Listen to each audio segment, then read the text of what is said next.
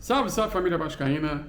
Tô na área para mais um vídeo pós-jogo. Se você está chegando pela primeira vez aqui, não me conhece, muito prazer, meu nome é Eduardo Júnior. Tá vendo esse botãozinho vermelho aí embaixo escrito inscreva-se? Dá uma clicadinha aí, isso ajuda a gente a aumentar o número de seguidores aqui no canal. Claro que se você gostar do vídeo, né? Uma outra coisa que ajuda bastante também é você deixar seu like no vídeo, que isso ajuda a gente a divulgar nossos vídeos na plataforma do YouTube. Ative o sininho para toda vez que postar vídeo você receber as notificações e, claro, compartilhe nas suas redes sociais, que isso é importante e ajuda bastante também. O que não ajuda é o time do Vasco, né? Esse não ajuda. Mais uma derrota, dessa vez no clássico contra o Botafogo, né? O time do Botafogo, líder do campeonato, né? Tinha até uma esperança de o Vasco oferecer uma resistência, de se animar, porque os resultados, né, da rodada ajudaram um pouquinho o Vasco aí, claro, além da vitória na rodada passada, mas a rodada ajuda, mas o time não ajuda, né? O Vasco foi amplamente dominado, não ofereceu resistência para o Botafogo. E olha que o Botafogo ele é um time, né, que está num estágio superior ao Vasco, ele já passou por essa situação que o Vasco está passando, de remontagem de elenco, né? O Botafogo está na fase de ajuste de elenco, ajustou o elenco. O treinador do Botafogo, o português, né? Todo mundo se lembra que ele estava ultra questionado no Botafogo, nego invadindo o campo, por exemplo, para bater no treinador, que nem foi naquela vitória na Copa do Brasil, se eu não me engano. Não sei nem se foi o torcedor do Botafogo que invadiu o campo, eu acho que foi o torcedor do time que invadiu o campo. Enfim, um péssimo campeonato carioca que o Botafogo fez. Então eles já passaram por esse cenário, né? Só que o perfil, os dois são SAF, mas o perfil é diferente, né? O perfil de investidor é totalmente diferente. Então, você analisando o elenco do Botafogo, você vê que não tem nenhum grande nome, né? Não tem nenhum grande nome, mas é um time que tá encaixado, né? Pode não ter grande nome, mas as características intrínsecas de cada jogador existe ali. Existe o primeiro volante mais marcador, existe o segundo volante que sai mais pro jogo, que nem, por exemplo, o Tietê, mas que volta para marcar e fecha os espaços defensivos, coisa que não existe no Vasco, né? Existe o centroavante Tiquinho Soares, que tem qualidade com a bola no pé para tanto atacar a segunda linha do adversário quanto jogar entre linhas para poder abrir espaço para quem vem de trás, né? Como elemento surpresa. É assim que sai o gol do Botafogo primeiro, né? Enfim, tem variações de jogadas fruto, né, das características que tem no jogador no elenco do Botafogo, das características. Eu falo não de nome. Nome é uma coisa, característica intrínseca é outra, a qualidade de um suprindo o defeito do outro. O Vasco não tem isso. O Vasco entra com uma escalação, né, diferente, fruto da suspensão do Gabriel Peck e da lesão em cima da hora do Jair. E o Vasco entra com o Zé Gabriel como primeiro volante, Marlon Gomes como segundo volante, Figueiredo aberto pela esquerda e Orelhano aberto pela direita, né, se defendendo no clássico 4-4-2, optando por sair, né, por contra-ataque. E nos primeiros 15 minutos o jogo foi muito truncado, os dois times errando muito, e o Botafogo, a partir daí, começa a manter a posse de bola, buscando o jogo. O Vasco opta por isso, por dar a posse de bola para o Botafogo, baixar seu bloco, o bloco intermediário, tentar roubar a bola e sair na velocidade, né?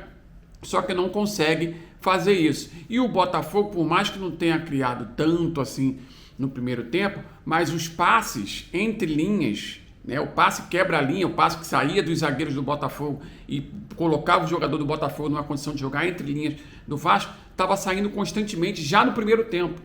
Já no primeiro tempo, o Vasco dava essa oportunidade para o Botafogo, com os zagueiros, dar o passe, quebrar as linhas de marcação e os jogadores do Botafogo pegar essa bola entre a segunda linha do Vasco.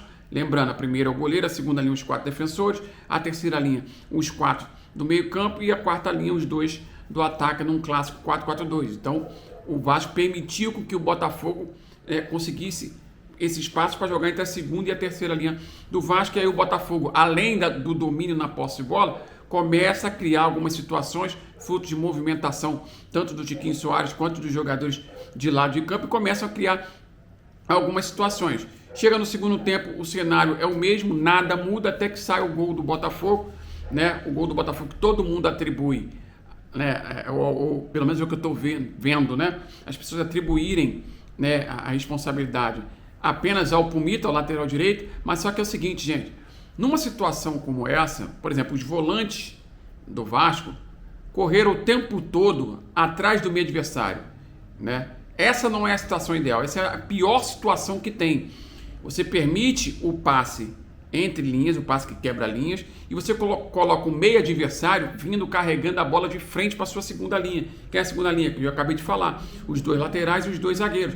E essa sua segunda linha, ela vai recuar, ela vai correr para trás com o meia adversário correndo para cima dela, os atacantes lá de campo agredindo a segunda linha e o centroavante, né, buscando correr no espaço vazio para poder dar a opção de passe.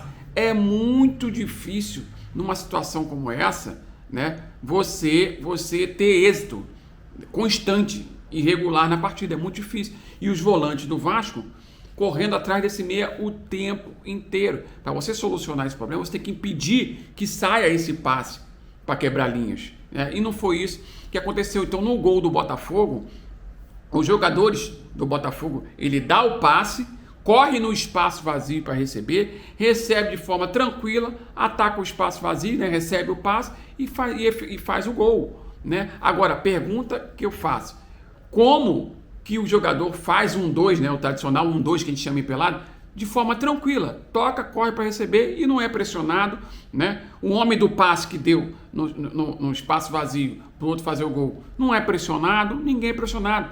A fragilidade da terceira linha do Vasco, do meio campo do Vasco, né, da terceira linha, Zé Gabriel, Marlon Gomes, Orelhano e Figueiredo, a fragilidade na marcação é coisa assustadora.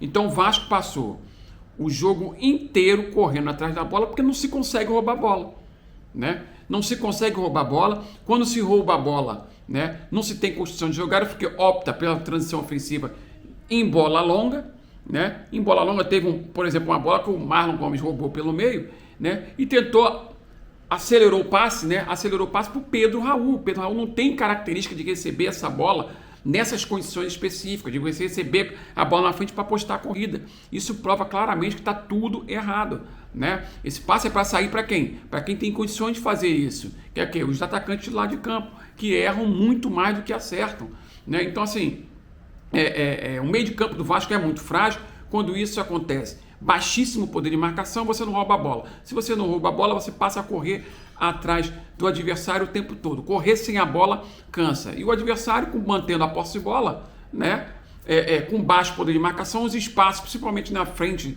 da área, começam a aparecer. Marlon Gomes é um jogador que, para jogar como segundo volante, né, nesse elenco aí, não tem condições. Não tem condições porque é um jogador carregador de bola, é um jogador que mantém a posse de bola. Ele pega na bola, carrega um pouquinho, dribla 1, 2, 3, o pessoal, é o melhor do meio campo, mas é muito pouco. É muito pouco. E mesmo assim é um dos únicos que faz alguma coisa, né? Só que carrega a bola o tempo todo, acelera o jogo o tempo todo, e o Vasco não tem condições de fazer essa transição ofensiva de forma rápida o tempo inteiro, porque perde a bola muito rápido no ataque, não se consegue manter a posse de bola no ataque, né? Você acelerando o jogo, você impede com que o seu time saia na mesma proporção em velocidade para poder o time sair de forma compactada com as linhas equilibradas, né? Sem ter esse equilíbrio entre as linhas e sem sair de forma compactada, os atacantes lá de campo recebem essa bola sempre ou em igualdade numérica ou inferioridade numérica, sem ter a condição do drible, gira o corpo e toca para trás. Não se tem aproximação do meio de campo, né? Não se tem movimentação entre os jogadores de ataque e o pessoal do meio campo para poder confundir a defesa adversária. Os jogadores ficam estáticos, né? E a bola sempre chega na intermediária do adversário. Quando não se perde a bola, ela volta para os zagueiros. Os zagueiros, sem opção, ficam nervosos, né? Tanto os zagueiros quanto os laterais. E aí o Vasco não consegue construir nada. Então o jogo se desenhou para isso o tempo inteiro. O Botafogo, amplo domínio, né? O meio campo do Vasco muito frágil, sem poder de marcação, né? E aí não se tem equilíbrio. Nessa situação não se tem equilíbrio. Por isso que o Botafogo dominou o jogo, ganhou o jogo com autoridade e merecido. O Vasco em algumas partidas, né, por exemplo, contra o Internacional e contra o Cuiabá, se eu não me engano, me corrija se eu estiver errado, contra o Cuiabá não estou me recordando agora, mas tiveram algumas partidas que o Vasco entrou com 4 volantes e o Vasco teve um equilíbrio maior, teve uma aproximação maior. Por quê? Porque você preencheu a terceira linha, né? Você os seus volantes deixam de correr atrás do adversário, porque você não tem espaço entre linhas para justamente permitir com que o meia adversário receba essa bola quando um passe quebra linhas sai, né? Você impede o meio adversário de receber essa bola entre linhas e o time fica mais equilibrado, né? Fica mais equilibrado. Não foi o caso. Você preenche a terceira linha com o Orelhano, que não espere marcação dele, que não vai fazer marcação, e o Figueiredo, que é um jogador que não é da função, insiste em jogar na função, insiste em fazer esse papel de quebra-galho, não está performando, só está se queimando, né? Em paralelo a isso, você tem o Zé Gabriel muito frágil na marcação. Zé Gabriel estava até pouco tempo atrás estava encostado no elenco, né? Sem treinar, acho que treinando em separado, né? Agora é titular absoluto. Então vocês percebem que o problema não é só treinador, que nem a gente vinha defendendo essa tese aqui. Olha, já tivemos como primeiro volante o garoto Rodrigo, não se firmou. O Jair, né, que estava machucado. Matheus Cocão, né, que entrou ali, até fez, né, uma fumacinha, boas partidas. É o volante que tem o maior poder de marcação. Matheus Cocão, reserva do Náutico, né? E agora o Zé Gabriel foi resgatado do limbo, né, e virou titular. Ou seja, vocês percebem que o treinador já mudou. Agora está com o treinador interino. Independentemente disso, as peças são mudadas e o rendimento não melhora, né? Isso prova claramente que o problema não é só o treinador. O treinador pode cometer seus erros, mas o problema nunca foi só o treinador. O problema foi que esse elenco foi muito mal montado. Essa é a realidade. Foi muito mal montado. E agora nós estamos nessa situação, né? O Vasco permaneceu com 9 pontos. Acho que o primeiro fora da zona está com 12, se eu não me engano, né? A janela acho que abre agora, né? Contrataram, ou não sei se contrataram, pelo menos, né? O que está sendo divulgado aí é que o chileno, né, está chegando aí. É um jogador de um outro nível, né? De um outro nível, um jogador de Copa do Mundo, 2 Copas do Mundo, campeão de 2 Copa Américas, carreira consolidada na Europa, perdeu espaço lá. Como existe uma diferença técnica muito grande entre o futebol brasileiro e o futebol europeu, jogador que tem carreira consolidada na Europa, mas que já perdeu espaço lá, chega no Campeonato Brasileiro e joga tranquilamente. Nós já tivemos experiência sobre isso. Guarim, né? Maxi Lopes, Nenê, né? O próprio Leandro Castanho, que estava no Roma, já não performando lá, chegou aqui e entregou um rendimento muito grande junto com o Maxi Lopes, né? E ajudou a tirar o time do rebaixamento em 2018, né? Então, ao que tudo indica, dependendo, claro, se o jogador estiver bem fisicamente, né, o chileno vai entrar ali e vai tomar conta da posição e corre grande risco de ele performar bem, né? Aí a coisa já começa a melhorar um pouquinho, porque você tem um chileno como primeiro volante e o Jair como segundo volante. Então a qualidade técnica, né, aumenta consideravelmente. Não é Zé Gabriel e Marlon Gomes, carregador de bola, né? Estou criticando o menino? Não, mas é uma situação que você não tem condição de jogar uma carga de responsabilidade acima do que eles podem entregar, né? Não se tem essa condição. E isso a gente tinha avisado lá no ano passado, que esse ano seria diferente, a pressão seria muito grande. Ano de eleição, ano de volta à Série A, depois de 2 anos na Série B, né? Tem essa questão do ambiente do Vasco ultra fraturado entre SAF sim e SAF não, né? Decisões erradas tomadas pela SAF, né, que nos levaram a essas consequências que a gente está tendo no campeonato. Então, era uma situação diferente, né? E falar em time competitivo, inclusive na reunião do conselho, né, o presidente do Vasco sob júdice, Jorge Salgado, né, falou que ele está orgulhoso de entregar, né, um clube forte com um elenco competitivo. Isso aí, eu não sei em que planeta ele está vivendo, que universo paralelo ele está vivendo, né? Mas os fatos, o que são os fatos? A tabela do campeonato mostra uma coisa totalmente diferente do que ele está falando, mas enfim, né? Então a qualidade começa a aumentar um pouquinho. Faltam ainda muitas contratações, né? Principalmente meias, né? Meias amadores, atacantes lá de campo, para você retirar esses meninos da base de campo. Isso a gente já tinha falado lá atrás.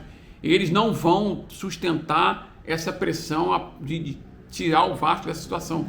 Não vai sustentar, porque não tem ninguém acima da média ali. Não tem nenhum Neymar, não tem nenhum Vinícius Júnior, não tem nenhum Rodrigo dos Santos ali, né? Então, se não tem ninguém acima da média, eles não vão entregar esse rendimento para tirar o time dessa situação. Quem vai entregar rendimento para tirar o time dessa situação é jogador consolidado, jogador de qualidade, como, por exemplo, esse chileno, que a gente torce para que ele chegue entregando rendimento, entregando rendimento de imediato. Do mais foi isso, o Vasco foi amplamente dominado, não tinha o que se fazer. Lembrando, Alex Teixeira me perde um gol na cara do goleiro, talvez se faz o gol ali, o jogo termina empatado, mas a estrutura não iria mudar, né? Qual a estrutura? Os mesmos defeitos iam estar sendo apresentados, como foram ao longo da partida inteira, como está sendo ao longo do campeonato inteiro. Então não foi o gol perdido do Alex Teixeira que ia mudar toda a estrutura. A estrutura iria continuar, só que o Vasco de repente, né, dava um ânimo, né, empata o jogo, dava um ânimo e quem sabe conseguia o gol da virada numa bola parada, que é a única coisa que o Vasco tem, ou bola parada ou um cruzamento alçado, enfim. Né? Mas no geral foi isso, o Vasco foi amplamente dominado, mereceu perder, né, o clássico. Né? E aí vamos para a próxima rodada, né? Talvez aí com estreia de alguns reforços, não se sabe, vamos ver no que vai dar e quais reforços irão vir. Lembrando que serão as mesmas pessoas que montaram esse time para o Campeonato Brasileiro que está passando essa vergonha, que serão responsáveis por fazer as contratações para tirar o time dessa situação. São as mesmas pessoas. Né? Se forem incompetentes lá atrás, vamos torcer para que sejam menos incompetentes nessa janela agora e consiga trazer reforços para tirar a gente dessa situação. Esse foi o pós-jogo de hoje, espero que vocês tenham gostado. Se vocês gostaram, peço mais uma vez que se inscreva no canal, deixe seu like no vídeo, ative o sininho para toda vez que eu postar vídeo você receber as notificações. Um abraço e até o próximo vídeo. Valeu!